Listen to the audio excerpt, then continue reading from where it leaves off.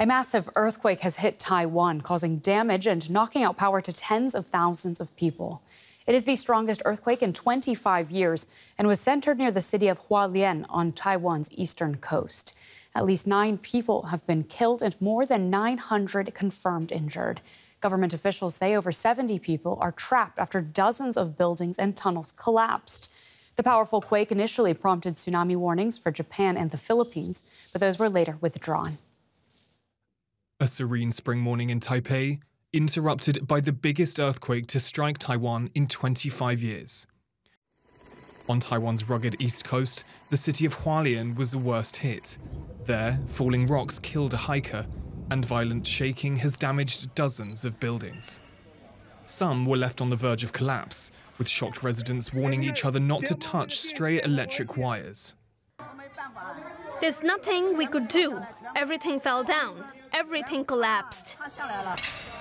Taiwan's military is assisting ongoing search and rescue operations, but efforts are being made more challenging by frequent aftershocks.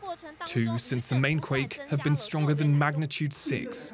And with more expected in the coming days, Taiwan's president urged the public and emergency response teams to remain cautious. I'd like to ask you to continue to pay close attention to the situation in various places and initiate various contingency measures to protect the safety of the people.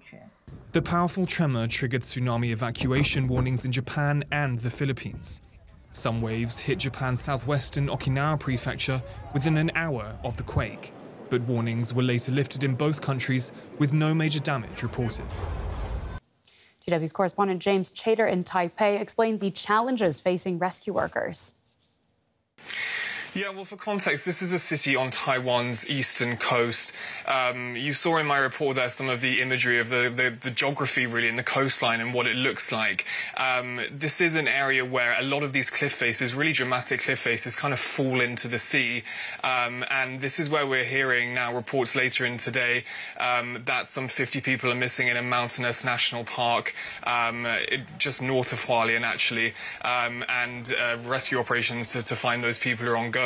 This is the city that's one of the cities that's most prone to earthquakes in Taiwan. And again, this is where the majority of emergency response resources are going to be really channeled this evening, given that this is where the majority of people who, for example, are still trapped under the rubble are located.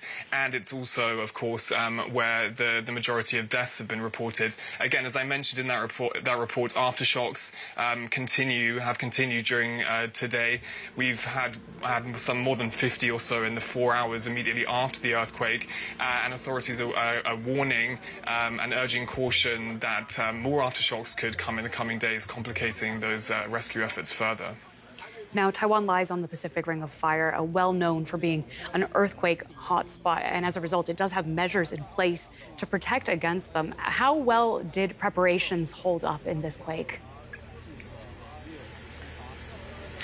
Yeah, well, as you rightly point out, Taiwan has a very well-oiled response mechanism to this type of natural disaster. It's one of the most seismically active regions in the world, so they're very used to this type of activity, albeit maybe not on the scale that we've seen today. That really did spring into action today. We've had Taiwan's president saying that the military was going to be dispatched to these areas.